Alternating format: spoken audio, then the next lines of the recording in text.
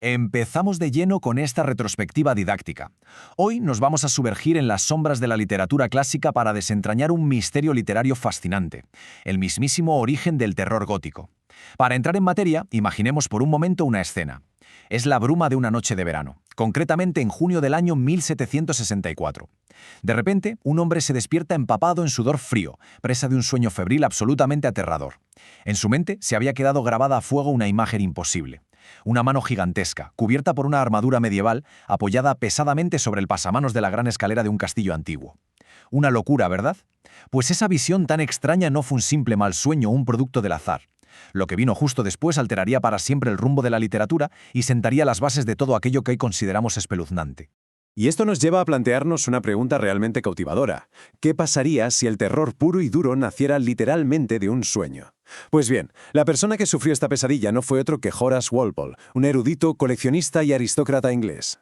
Lo verdaderamente extraordinario de toda esta historia es que, en lugar de intentar olvidar este mal trago y seguir con su vida, hizo todo lo contrario, lo abrazó, decidió rebelarse por completo contra la estricta lógica que gobernaba su época y casi sin quererlo se acabó convirtiendo en el arquitecto indiscutible del miedo moderno. Es alucinante pensar que la semilla de las mansiones embrujadas, de los vampiros y de todo el cine de terror psicológico que analizamos hoy en día brotó directamente de los confines irracionales de la mente de este hombre mientras dormía. Pero claro, para comprender realmente la magnitud de lo que hizo Walpole, es indispensable contextualizar el momento histórico. Hablamos de una auténtica rebelión de la imaginación. Hay que pensar que estamos en pleno siglo XVIII, en el apogeo de la era de la razón. La intelectualidad europea veneraba la ciencia, la medición y el empirismo por encima de todo. Básicamente, si algo no se podía explicar mediante la lógica más rigurosa, iba directo a la basura. Todo lo misterioso se consideraba vulgar, supersticioso o directamente de ignorantes. Así que la literatura de la época reflejaba esta obsesión por el orden. Ahí no había espacio para fantasmas ni para misterios inexplicables. Walpole, por tanto, se enfrentaba a un ambiente cultural que literalmente asfixiaba cualquier intento de salir de la norma. El choque ideológico de aquel momento era monumental. Teníamos, por un lado, este realismo estricto, frío y calculador, dictado por la razón, que dominaba todos los libros ilustrados. Y por el otro lado, latía el deseo ferviente de Walpole de invocar emociones sobrenaturales usando la imaginación. Él sentía que a las novelas de su tiempo les faltaba el alma, que nos limitaban la capacidad de soñar y de asombrarnos. Así que se propuso una misión pedagógica y artística, rescatar lo irracional. Quería devolvernos esa capacidad de sentir un pavor sublime. Pero desde una perspectiva práctica, el reto era gigantesco. ¿Cómo se introducen fantasmas, maldiciones y castillos tenebrosos en las mentes de una sociedad que está 100% convencida de creer solo en lo que puede medir bajo la luz del sol? Y aquí es donde la historia nos deja una de las anécdotas más intrigantes de la literatura clásica. El resultado de aquel sueño de la mano gigante fue la novela El castillo de Otranto. Impulsado por un arrebato creativo incontenible, Walpole la escribió del tirón en menos de 2 meses. Sin embargo, existía un problema enorme, el miedo al rechazo y al ridículo. Al ser una figura pública muy respetada, a Walpole le aterraba que los críticos racionalistas lo hicieran pedazos por publicar un libro lleno de espectros y armaduras que sangran. Necesitaba, digamos, un escudo protector urgente.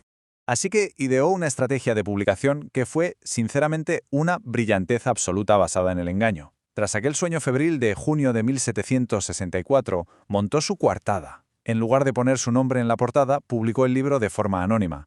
Y en el prólogo se inventó que el texto era en realidad la traducción de un manuscrito italiano antiquísimo del siglo XVI, supuestamente encontrado en la biblioteca de una familia católica. Y el engaño funcionó a la perfección. El público ilustrado, fascinado por la idea de leer una reliquia histórica genuina, devoró el libro. Fue un éxito masivo e inesperado. Y solo entonces, bajo la seguridad de ese triunfo comercial, Walpole dio el último paso. En la segunda edición confesó quién era realmente y añadió un subtítulo que cambiaría la historia. Una historia gótica. De un plumazo acababa de bautizar un género literario completamente nuevo. Ahora pasamos a un aspecto de este análisis que resulta verdaderamente asombroso, porque si el texto en sí fue revolucionario, su creación física lo fue aún más. Los agudos arcos y chapiteles góticos no eran solo decorativos en los libros de Walpole, representaban una conexión real y tangible entre la literatura y la arquitectura. El secreto más fascinante es que la clave no estaba solo en lo que escribía, sino en dónde vivía. Durante décadas, este excéntrico aristócrata invirtió una fortuna en construirse su propia mansión neogótica, la famosa Strawberry Hill House. Literalmente se construyó un castillo de sueños, una estructura laberíntica diseñada para provocar esa misma sensación de misterio que tanto buscaba evocar en el papel. Y esto nos lleva a un punto crucial en el aprendizaje de este tema. Esa casa, Strawberry Hill House, fue el plano físico y tangible de su novela. Cada paso, cada pasadizo oscuro y cada sombra que Walpole imaginaba mientras paseaba por su propia casa se trasladó directamente a las páginas del Castillo de Otranto. Al hacer esto, estableció las convenciones exactas del género que seguimos viendo a día de hoy. Pasadizos secretos para huidas desesperadas, cuadros que parecen cobrar vida y observarte fijamente, y maldiciones oscuras que persiguen a las familias durante generaciones. Este es el manual de instrucciones del terror que todos los grandes autores posteriores, desde Mary Shelley hasta Bram Stoker, acabarían siguiendo con devoción. Al consolidar estos tropos literarios, podemos decir que el triunfo definitivo de esta rebelión artística no fue simplemente darnos un buen susto. Su verdadero legado fue lograr algo que parecía imposible en pleno siglo XVIII: elevar el miedo. Walpole transformó una emoción humana muy básica en una categoría estética sumamente respetada. Hizo que pasar terror leyendo un libro se convirtiera en un ejercicio de imaginación profundo, en un acto de refinamiento cultural digno de ser analizado en las esferas más altas del arte y del pensamiento. Para darle esa base intelectual tan potente, la narrativa de Walpole conectó de maravilla con la filosofía de aquel momento, específicamente con la teoría de lo sublime de Edmund Burke. De forma muy sencilla, Burke decía que cuando nos enfrentamos a un peligro inminente o a la vastedad abrumadora de un paisaje, como por ejemplo las inmensas ruinas de un castillo medieval iluminadas por la luna, sentimos un asombro tan bestia que paradójicamente eleva nuestro espíritu. El terror, tal y como lo planteaba Walpole bajo esta filosofía, ya no era solo salir corriendo por pánico instintivo, era sentirnos minúsculos ante la inmensidad del universo, experimentando un deleite trágico y verdaderamente hermoso.